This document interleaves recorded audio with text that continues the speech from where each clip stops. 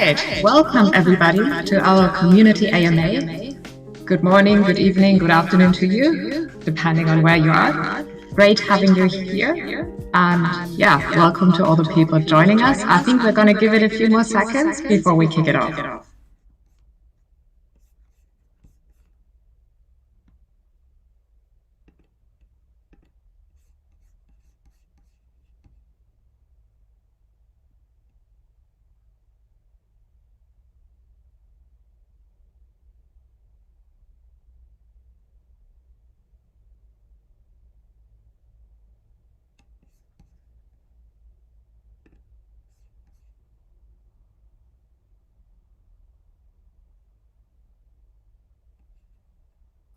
right. I think to everybody who just joined us, welcome to our community AMA. Today we have with us our CMO, Jon MacDonald, who's going to talk about crypto, Minima, and answer all the questions you might have. Okay. Yeah, so maybe let's kick it off by learning a bit more about your background, Jon. Could you maybe tell us a bit more, yeah, how you got involved into crypto, how long it's been, and your journey? Sure thing. So I was involved in a discussion back in the 80s in something called the Well. And the Whole Earth Electronic Link, WELL. And the conversation in the 80s, early 80s, was around how to use algorithms to fix different problems that we suspected that society had, although we were not arrogant enough to actually be politicians or anything else like that. We just had a view that there are things that could be fixed by algorithms, basically. And in the 80s, mid-80s, moving forward, very few of us had real computers. So there were some mainframes around, and some of us were lucky enough to be near either parents or companies that had slightly better connected computers. Some of us have been coding in the 70s, like myself, in B, and then B became C, and so a few of us started coding in C, and moving into those conversations in the 80s was quite a natural occurrence. And building little programs in the 80s became the 90s, and the 90s kind of became a conversation around how capitalism could be addressed squarely using cryptography. And so coming from the algorithm conversation in the 80s, we moved into the cryptographic conversation in the 90s, and that moved into BitGold and B-Money. And these papers were, there was only about like maybe 120 of us, 130 of us, talking about these kind of things, and that was most people thought we were absolutely nuts. So it was something. It wasn't anywhere near what the situation is today with kind of the crypto world. But those days, it was idealists, and call us cypherpunks or whatever. But there was a bunch of idealists who wanted to do things differently. And We Die, who created the B-Money paper in '98, even though online it's registered as '99, it was actually '98 when distributed that. We started looking at the B-Money paper into 2000, 2001, 2003, and that then started different working groups. And one of those working groups created what was called Bitcoin. And obviously that was to reduce the double spend risk, i.e. the risk that in traditional centralized currencies, one was able to buy things twice or not buy things at all and still get it. And that was significant. But the truth of it was that there was far more interest in other parts of well-being that could come from decentralization. However, the concentration has become exclusively on the term cryptocurrency. But in fact, decentralization and distributed ledger technology in general was, which by the way wasn't originally called blockchain, but that became more. The focus went towards of DLT went towards cryptocurrency, and so it's been a long journey, 35 years of it, 38 years of it, I guess, and in terms of these discussions, and one of the reasons why I'm honored to be on the call with you all here is that a lot of people may not have known what happened before all of this, and so what you look at Shiba or Doge or Tezos or IOTA, and you think, well, this is kind of modern, or maybe it's kind of maybe this is new thinking. The truth is that it's a fractional version of what we were trying to achieve, and these are tiny slivers. The fact that we can look at a coin fluctuation of 10, 12, 15% over the last 24, 48 hours and that be the focal point of crypto, goes to show me anyway how far removed we are until Minima from what we were trying to achieve with decentralization. Yeah, I think, well, I mean, money usually draws people, and I think a lot of people have been drawn in by all these meme coins. And I think FOMO is obviously a big part. Um, but yeah, going back to the cryptography, I think maybe a practical question people will wonder is how did you actually communicate with each other? Because there was no WhatsApp back then, no Reddit, no Discord. Yeah. Yeah, we were working on a very early version of of um, of I guess kind of peer-to-peer communication before the World Wide Web that came around 93, 94. The 10 years prior to that, well, actually many decades prior to that, but let's go for my lifetime, being almost half a century old.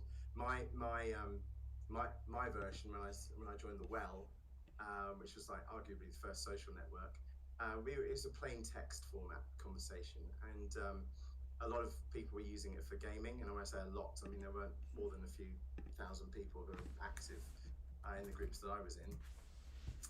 And so, yeah, it was plain text conversation. And, there was no such thing as a hyperlink in those days in that way. There was no dynamic content. As sure as hell wasn't any graphics. The graphics were cursors on a screen. But anyway, at the end of the day, we were able to program. And program we did, so on ZX Spectrums and BBC Masters and Micros, and as B became C became quite a powerful language. And so we were looking at the fact that we could control the creation of programs that could be targeting real problems. And so whilst some people were playing bridge, others of us were trying to work out how we could, for instance, make things more democratic, make people more free to express themselves, remove the risk of third-party censorship. And these were massive concerns of ours, but actually they weren't necessarily concerns of the way that the world was working at that point. They were concerns of what could happen if the World Wide Web, it wasn't known the World Wide Web, obviously at the time we didn't know that it was coming around the corner, but if there were to be an organized version of the internet, what would happen in that organization of the internet if there were to be one central owner? I mean, believe it or not, and some of you on this call may be old enough to remember this, but there was a very high risk at one stage that there could have just been AOL who actually owned the World Wide Web. So, yeah, to some extent, we're grateful for the fact that there's only 5 people that basically run the World Wide Web, because it was, in theory, just about to be one, and people were kind of okay with that. We weren't, but yeah, I mean, we saw centralization as a massive issue 10 years before centralization became a massive issue, and now we're 20 years past it kind of really showing its full face, and now you're running, everyone who pretty much touches the web is running on one of several infrastructural servers, and that's something that we're addressing with Minima. Yeah, I mean, that's basically the perfect bridge you just built there. So, because the next question would have been what attracted you to work with Minima? Yeah.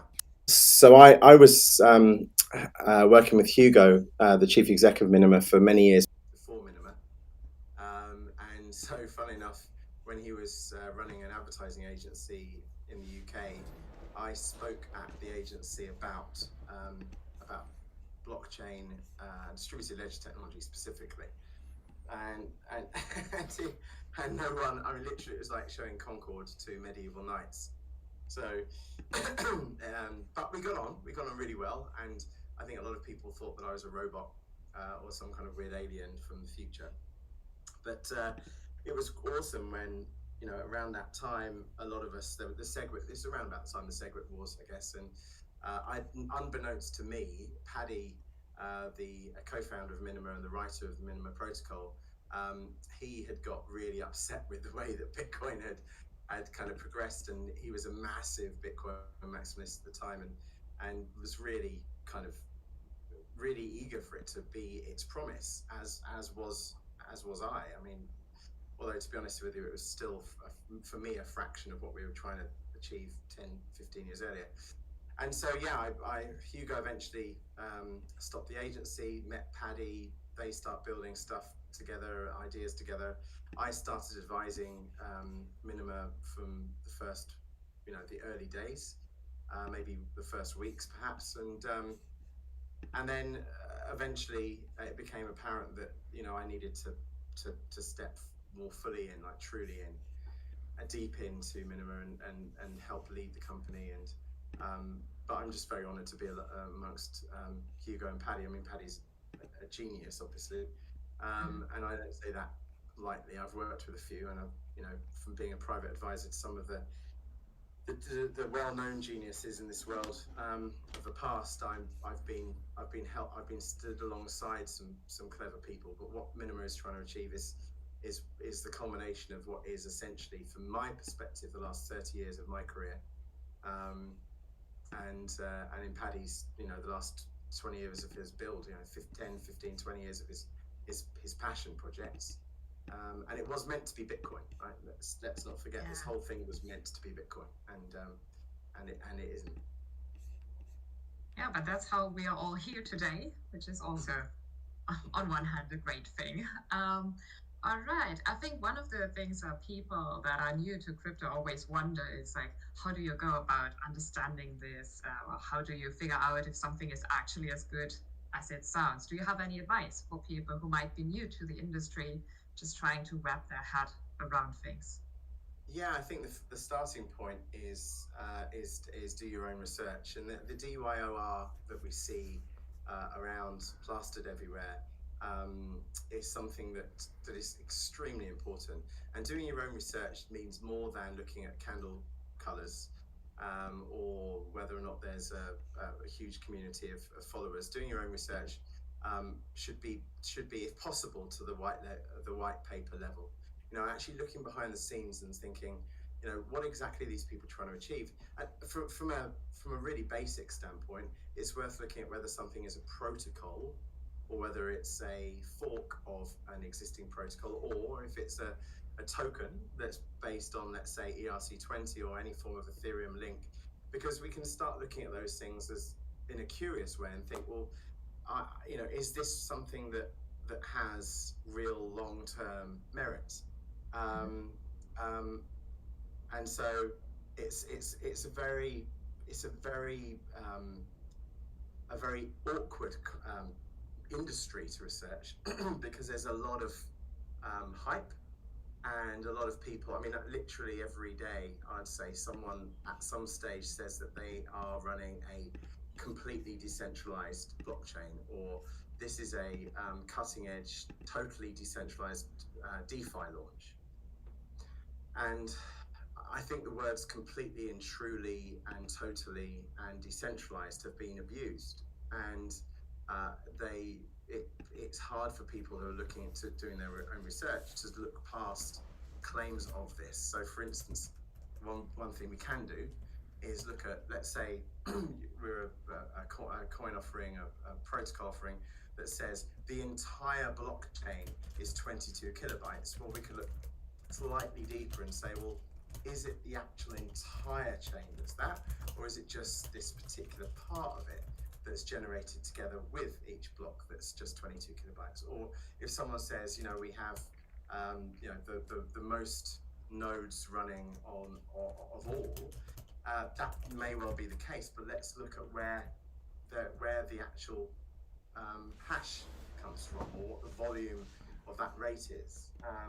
And equally, if someone says, we're a network that is fully mobile, so everyone can run a mobile device. Well, let's look at how much of effort that really is. Is there some form of computer that's required over and above a mobile device, or is there a modem that you require to be sent to you? And what we're trying to do here, which is slightly different, is to be really open and honest about the fact that this is test mode, a test net we're in, everyone who's involved is not only helping to make this the most secure and scalable and decentralized network, but also we're rewarding people up to mainnet by giving everyone a Minima coin for every day that they run and maintain a node. And yes, of course, that means that in a test net, there's lots of things that still are being fixed. And there's some hygiene that can be done on this. There's making sure you're running the most up-to-date incentive cash app, but also being aware of the fact that at the next hard fork, which will be before the end of the year, any missing rewards will be reinstated. So there's some good there's some true transparency in terms of the team and our support process. And for those who are listening in, waiting for the word iPhone or iOS, there is a roadmap for that. It's not our choice that it doesn't currently run on iPhone. It's certainly not a decision that we made, I can assure you. But the good news is if you're running a PC, Mac, or Android, then you can run a Minima node. And as time goes on, each week and every month, we're improving. But we do really admire the fact that some people are over 7,000 towards 7,500 nodes now of people who are interested in being involved. So that's awesome. Yeah, I think you definitely speak for all of us when you say that. I mean, we're super grateful to everybody who's running a node, because in the end of the day, that's what makes this decentralized network possible. Okay, I think I'm gonna now start with some questions that we got from our community through Twitter. So one of the questions is, how will you make sure that blocks are validated after the incentive program is over? Many users might not need the node running on their phones anymore. Any spare notes for this case? So that's a good one to cover, because in fact, a node is a completely validating and constructing node that you run.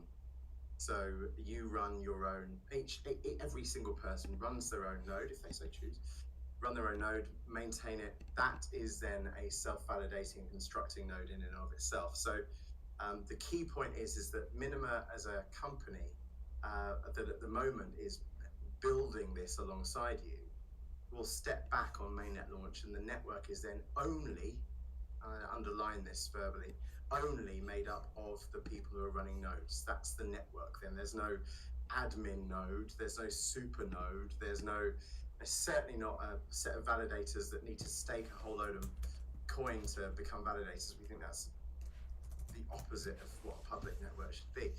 So the ability for people to run their own node that is self-validating and complete is something that is required after mainnet launch, because that's how the network's made up.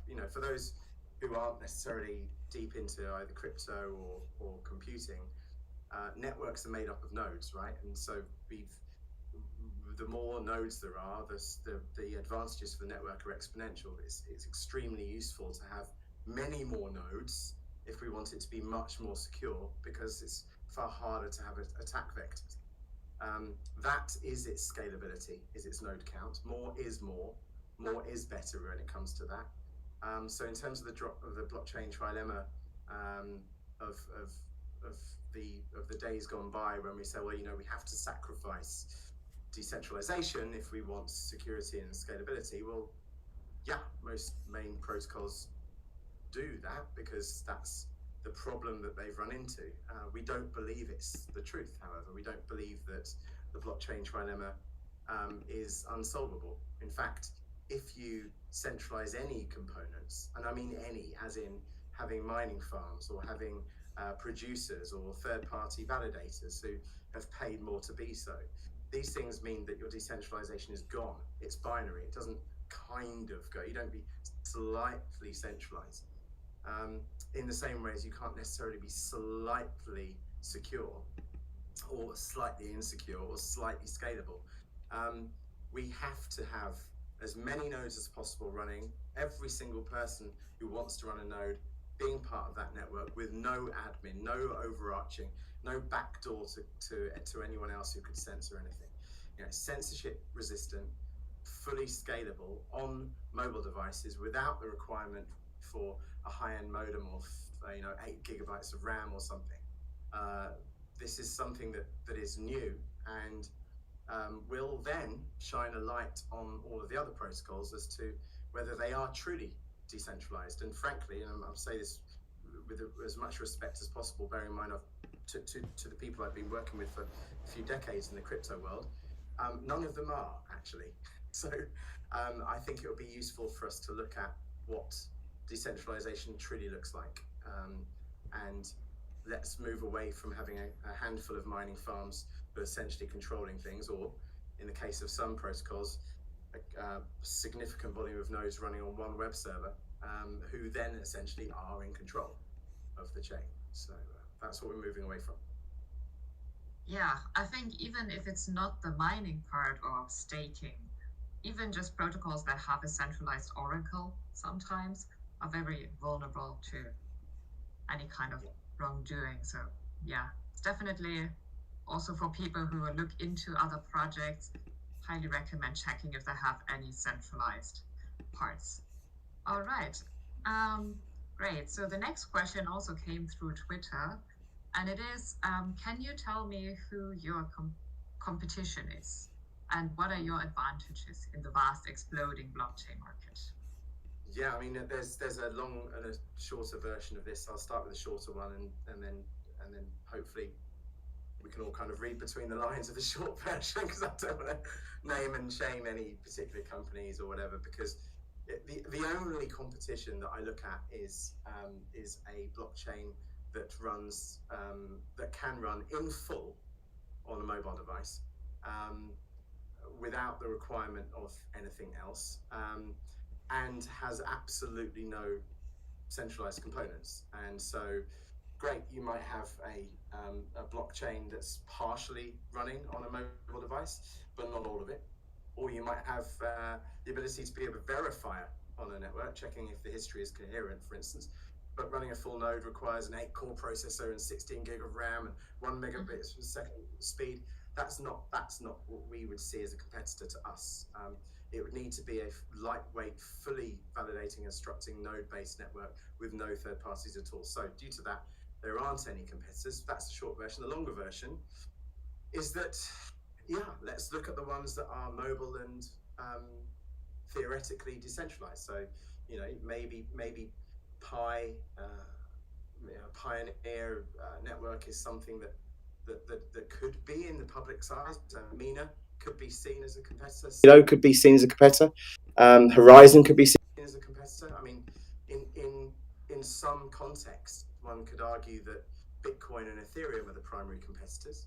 I certainly see that in the markup, the top 10 markup of cryptos, it's more likely that you'll find a blockchain that is a significant volume of human hours of construction in terms of lines of code. And so I feel more confident speaking in those lofty regards, only because Paddy and I have been around since the origin of those things. So, but I think competitor analysis is something that has to be done like for like. You have to look at apples with apples. Otherwise, if you put apples with pears, you get a fruit salad. So looking at like for like, let's look at node count, percentage of decentralization versus centralization. A clue, if there's more than 0% centralized structures, then you're not decentralized. Let's look at whether you can run an entire blockchain, each individual person running an entire blockchain on a mobile device. And let's see whether or not we can make that onto a device that is affordable by hopefully as many people as possible. Our ideal outcome is that every single device, not just a mobile device, but every smart device, every connected thing can run a Minima node. And that's one of the reasons why we are in conversations with chipset manufacturers. So that's what we would class as our competition. People who are in that field would be our competitors. And at the moment, we're waiting for others to show up. Yeah, I think that touched a lot of very valid points. A lot of the times, if you hear mobile-only blockchain, what you're actually running is a light client. So that's definitely one word to look out for. Okay. Moving on to our next question, that's also from Twitter. Will it be possible to get an allocation to pre-sale for those who are running nodes? You know what? I'm asked this every week, and I knew this question was coming because everyone asks the same question. The official answer is actually is judged by the regulators, and the official answer is that nowadays, and it was different last year and the year before, queue rug pulls. Nowadays, thankfully, the regulators are ensuring that when you have an offering of some sort, unless you're a security, which is an entirely different ballgame, if you have an offering that is to the public, you need to actually have launched on the mainnet. But what you can't do anymore, unless you're running into the security area, which I just mentioned, what you can't do anymore is launch something that doesn't actually exist. And so if you go to one of the exchanges especially for ICOs, you'll find that if you were a crypto speaking to one of those exchanges, they'll say, well, we can do this, no problem, when mainnet is in place. And that's for regulatory reasons. So actually, no, there won't be a public sale prior to mainnet, due to the fact that regulatory wise we'd need to be a class of security to do so, which we're not. So that's the first point. But the second point is that there are other ways of getting Minima coins rather than needing to buy them happily. The first is the incentive.minima.global program, the incentive cash program. But there'll be others. And I say this as a tiny little hint for any of you that that's not the only way of earning coins in the next 6 to 7 months, I can assure you. And we'll be announcing at some point in the next few months a way that essentially you'll be able to earn as many coins as you want, purely based on your activity up to mainnet launch. And if you think about it, what we're trying to achieve is getting as many node runners as humanly possible, so that the network, as we give it to the public, is the most secure it could possibly be, by being the most decentralized it can be, and also therefore scalable. And so, yeah, we will tie in incentives into growing that network. And so you don't need to worry about an allocation that you certainly need to have to pay for, because we will distribute, as you'll see in our tokenomics paper, millions and millions and millions of coins to enable the network to be overcoming the blockchain trilemma. So watch this space. But if you want to have dozens and dozens and dozens or hundreds of coins before launch, then keep watching this space, because I will assure you that will be offered to you. Yeah, thank you very much. And I can just repeat, watch this space. We're going to make the announcements on our social channels, Telegram and Discord, when it happens. Okay, we also got some questions from the Russian community. The first of which is, are you going to reduce the impact of the application on the smartphone battery? So there's a sustainability post on our blog, and one of our team will write that into the stage questions chat. And you'll see that in the sustainability piece, we speak to this point. Due to the fact that we're running, Minima is going to run on primarily mobile devices, the impact of running a mobile device in terms of actual energy, not in terms of effort, two different things, actual energy in terms of battery and so forth. What we're looking forward to is mobile devices becoming more sustainable in themselves. It would be wonderful if solar power could take away from the market share that lithium batteries have. And so, yes, we watch that with absolute optimism. In terms of the other side of energy, which is more around effort, running Minima and using Minima, of course, will expend effort to some extent.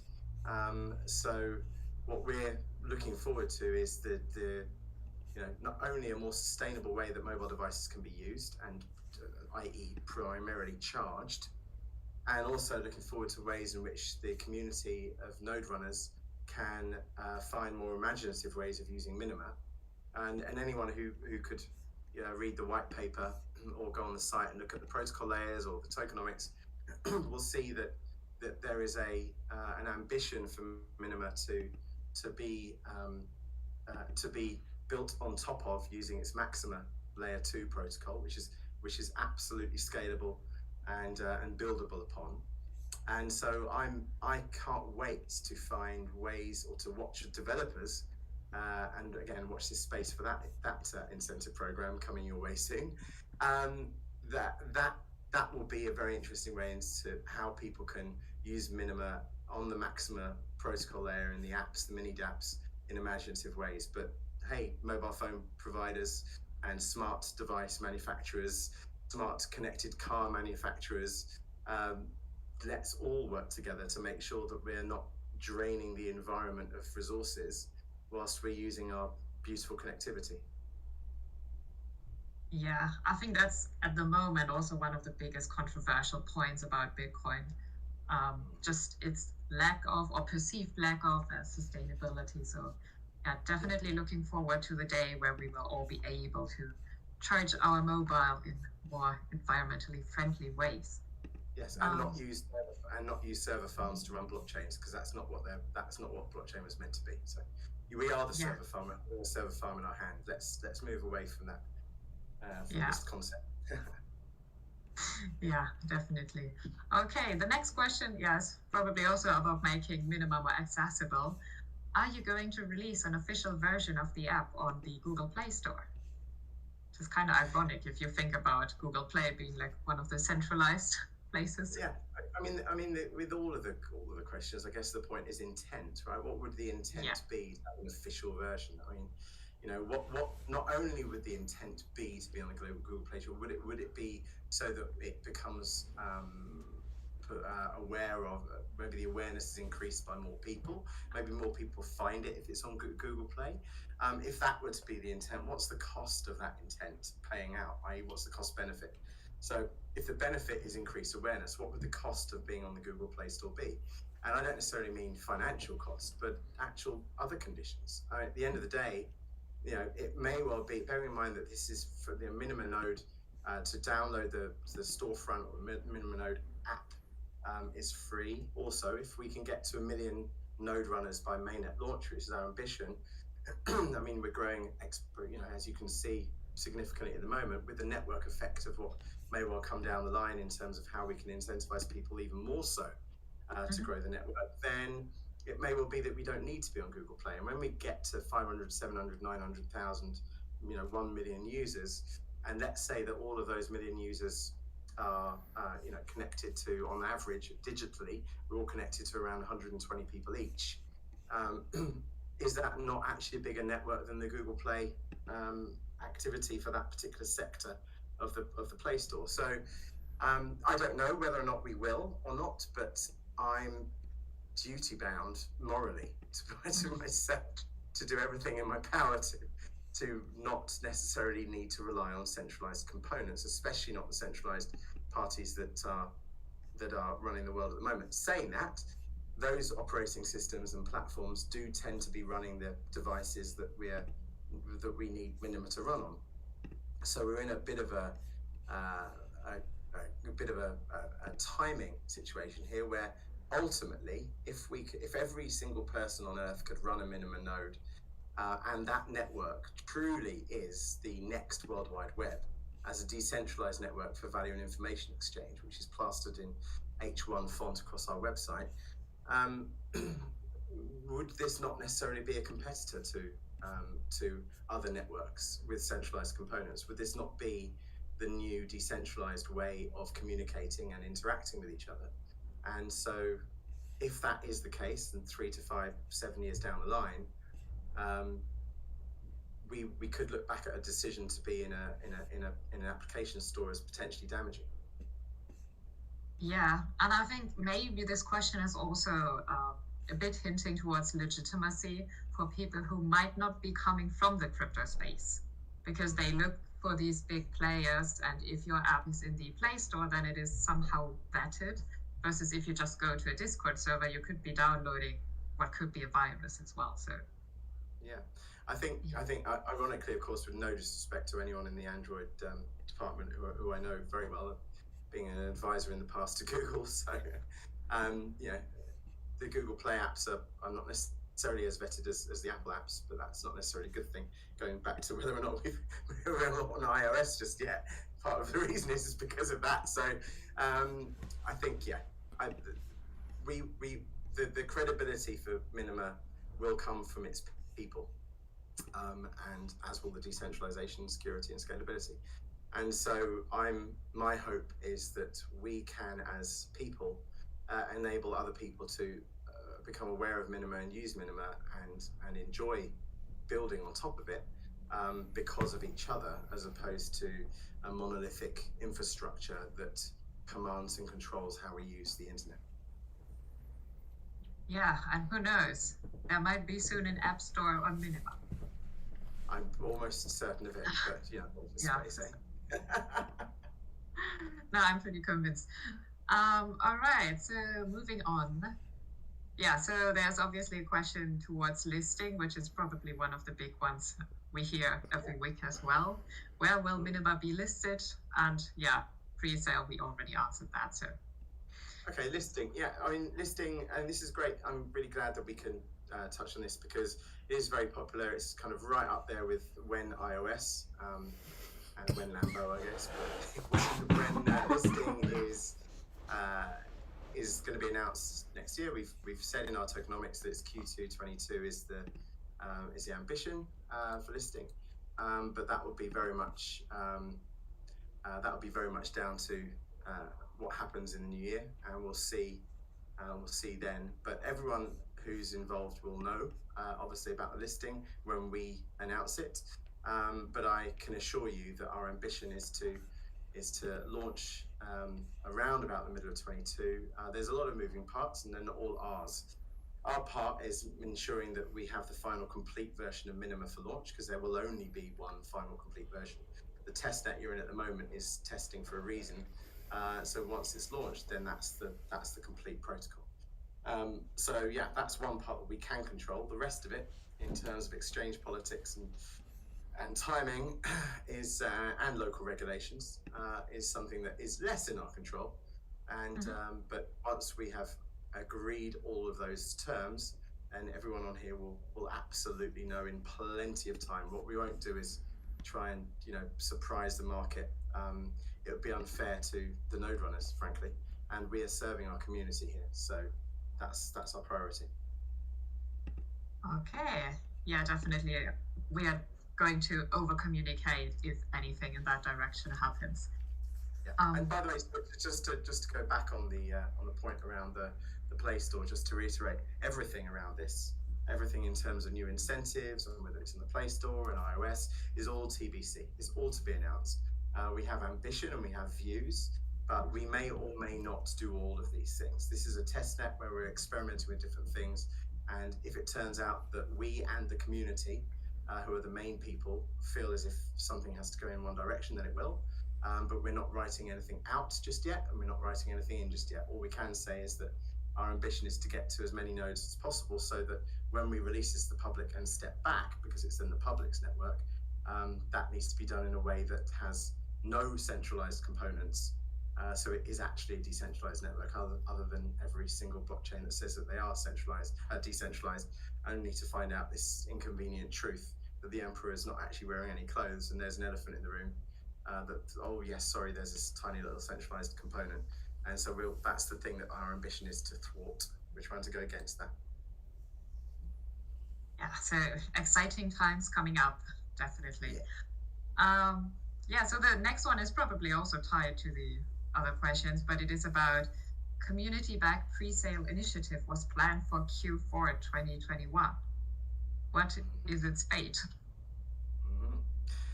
So the pre-sale initiative is the incentive cash program, which launched in Q4 2021. Actually launched at the end of Q3 2021, but incentive.minima.global. Anyone can join the waiting list, and soon there won't even be a waiting list. Soon everyone will be able to just join. Soon, to underline that. So When that happens, then it'll be much faster to join. In the meantime, anyone can go there, and that's the community-backed pre-sale. And pre-sale means, obviously, it is not on sale yet in an exchange. The initiative part is the incentive cash, and the community-backed part is the fact that all of the community are rewarded for running and maintaining a node. So yeah, that's where we're at in the tokenomics paper. We've stuck as far as we can to the timeframes, and so that's working. And the next milestone, we were looking at having a public sale on the website or so forth. I think the regulations are not in our favour on that one, and we will be doing everything by the book. We have absolutely no intention of trying to do things in a way that kind of stretches the regulators. We're going to make sure that we do this in a very, very correct way. We don't want to try and cut corners in this. It's too important, and so yeah, we will follow their guidelines and do exactly as things are meant to be. But then, of course, once it's in the public and the public are running the network with no third parties at all, in a censorship resistant way, then that's the network as it is. You can't, it's that's then out of our hands, and rightly so. It's in the public's hands where it should be. Yeah, I think this is the perfect connection to the next question that we just got through our stage questions channel. And if anybody here in the audience has questions, please put them in the stage questions channel, and we will do our best to pick them all up. What are the main challenges Minima is facing at the moment? Well, there's two sides of Minima, really. There's the tech development side, and then there's the community side. The tech development side is to make sure that the network is actually complete and finished and perfect. It is ridiculously complicated to fit an entire blockchain on a mobile, and so one of those questions that people say, well, why hasn't someone done this before? It's because it's extraordinarily difficult, and it's a lot more complicated than saying, yeah, we're a mobile blockchain. It's not it's not like that, and I have honestly no idea of the level of genius behind Paddy and the rest of the tech team actually now who are making this happen. It is ridiculously complicated. So that's the tech side. On the community side, the challenge, I guess, is to ensure that people are aware that this is actually for them, and also realize that we're in testnet. So it's not perfect. It's not really even kind of beta. This is something that we're testing stuff. So stuff breaks, stuff turns off, stuff gets missed. And a lot of people think, well, hold on a minute, how come I'm missing a reward? It's like, well, it's testnet. That happens. We'll reinstate everything on the hard fork. It's not, there's no weird business going on. It's just testing. It's like a test lab. You've walked into a test lab and stuff gets weird. But the beauty of it is that even though that's a challenge from the community side and arguably from the tech side as well, the truth is that as we all come together, by the day, we're literally making the network more resilient. We had a couple of weeks ago, we had 5,000 node runners. Now we've got 7,500 node runners. In a few weeks, we'll have 8,500 node runners. By January, we'll have probably more node runners than Bitcoin. Soon after, maybe more node runners than Bitcoin and Ethereum combined. And we're arriving at a stage there where we would say we're probably about, I don't know, a tenth, maybe even a 20th of what we would consider secure to really look like. You can't have a blockchain, truly decentralized blockchain with a couple of thousand or tens of thousands of nodes. It's ridiculous. You need hundreds of thousands of nodes, maybe a million nodes upwards is where we start. And then we can start talking about security. Then it's kind of like secure, that we can start looking at it seriously. And we're at what we were meant to build to begin with. And so yeah, they're the challenges, and it's complicated. Yeah, it is complicated, but I think the beauty of testnet for people to understand is also that they can be part of the development process. You have feedback, for example. There is a way to, push the protocol in a direction where you think it's more valuable to you as a community member. Because in the end, that's what it's all about. Correct. Well said.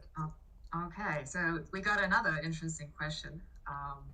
Is Minima only a true success if it essentially replaces or is preferred to Bitcoin and Ethereum? Maybe that's also looking into the glass bowl, what's going to happen in the future. Well, our ambition isn't to replace Bitcoin and Ethereum. So, yeah, if we were trying to build something so that there's no Bitcoin or Ethereum, that would be a hollow victory, I guess. What we're trying to do is create a decentralized network of value and information transfer that everyone can run, so they actually can have their own network. If that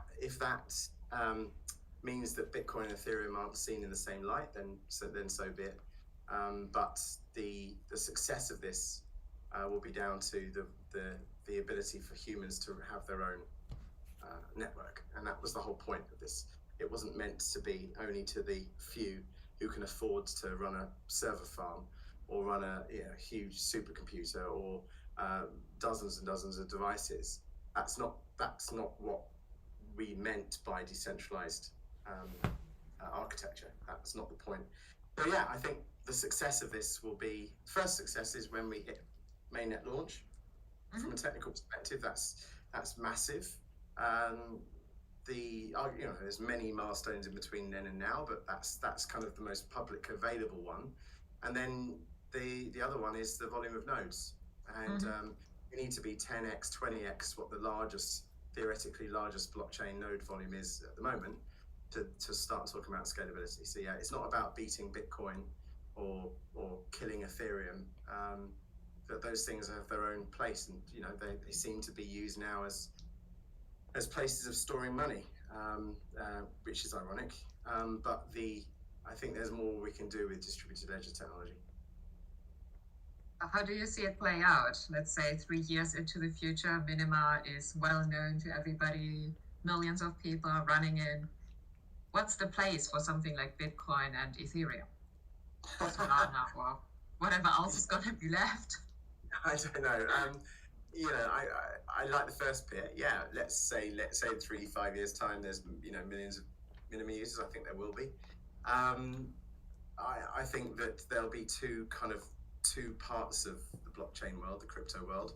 There'll be the crypto world, which is the crypto world as we know it. More and more question marks happening around what's decentralized and what's centralized. More and more concerns over memes that appear from nowhere, and the rug pulls. The Squid Games rug pull is one of hundreds that have happened so far, and it will be one of thousands moving forward. There'll be that side, right? So there's the meme side. Whether that's Bitcoin and Ethereum included in that, I wouldn't want to comment on any particular protocol. But on the other side, you'll have actual decentralization, and it shouldn't be complicated. It shouldn't be down to, it's kind of a bit decentralized, but then we've also got 21 people that make all decisions, or it's kind of that's not, we're not in that sector. So there'll be two sectors. I think there'll be the sector where we're all thinking about whether or not a coin with a cat on is going to perform better than a coin with a dog on, versus distributed ledger technology, which is actually for societal benefit. The ultimate human form is to be free, and we're building that freedom. If you listen to Paddy, the creator of Minima's protocol, this is done for a purpose that is far, far, far more meaningful from a human perspective than any form of valuation or any form of market dominance. This isn't about that. This is about human potential to be free and to be able to exchange and transact and communicate in a free way. That's what we were trying to do with the internet, and ironically went kind of skew-if with the web, and has now gone in a totally different direction with crypto. There's more that we can do here, and we're absolutely going to show the world what that is. Yeah, we definitely will. I think I'm going to now move to the last question, because I think it's a perfect one to finish it with. how can people in the community help to promote and make this grow? Because we are all about the community, and the community at the end of the day makes this network possible. So, well, the first thing we can do is run a node. You go to incentive.minima.global. Everyone in this channel is already inside the Discord. I doubt that many people who are listening in aren't already running a node. And if you have been running a node that's problematic, then bear in mind we're in the testnet, and you can create a support ticket, and you need your most up-to-date incentive app, and that's available from the storefront. So there's things we can do. But yeah, I mean, if spread the word, please. But please, above all, keep the faith. Really sounds a bit cheesy, but you're inside a science lab, but the science lab is for your benefit. You're actually part of creating your own network, so you're not actually helping some third party who's then going to kind of take your network away from you. At the end, this is your network, the node you're running, and your experience of this that we're improving from every day is so that we can give you the network, and then it runs. And so, yeah, spread the word. If you know developers, or if you are a developer, then please do, make yourself known in the channels, because there's going to be some interesting stuff for developers in the future. If you've got a wide network of friends and family or communities, then please let any of the community team know, because that will also come into play moving forward. And at the end of the day, yes, please do keep the faith in what's going on. It's your network, and you're helping build it. And thank you for your faith up till now. And from our side, we won't let you down. We'll try everything in our power to make this come to market as quickly as humanly possible. But that is down to all of us together. And so thanks for tuning in to this, at least. And we'll also have more AMAs moving forward. And you will have a chance to speak to Paddy, the genius behind the protocol creation, and Hugo, the chief exec, and Luke, the head of community, and Jasmine, the tech comms manager, and you've now heard from Naomi, who's our social media manager. So yeah, you'll hear more from us soon, no doubt. Naomi, over to you. Yeah, definitely. Thank you very much. And I can only repeat, thank you all for tuning in, and also for running nodes and being part of our community. You really are what makes this happen. And if there are any questions that we have not addressed yet, feel free to put them on Twitter or in our Telegram channels, and we will pick them up. I am going to create a recap of this AMA as well, for anybody who couldn't tune in or just wants to check back to read up on something. And yeah, thank you very much. Stay tuned for our next AMA, and have a wonderful day. Thank you.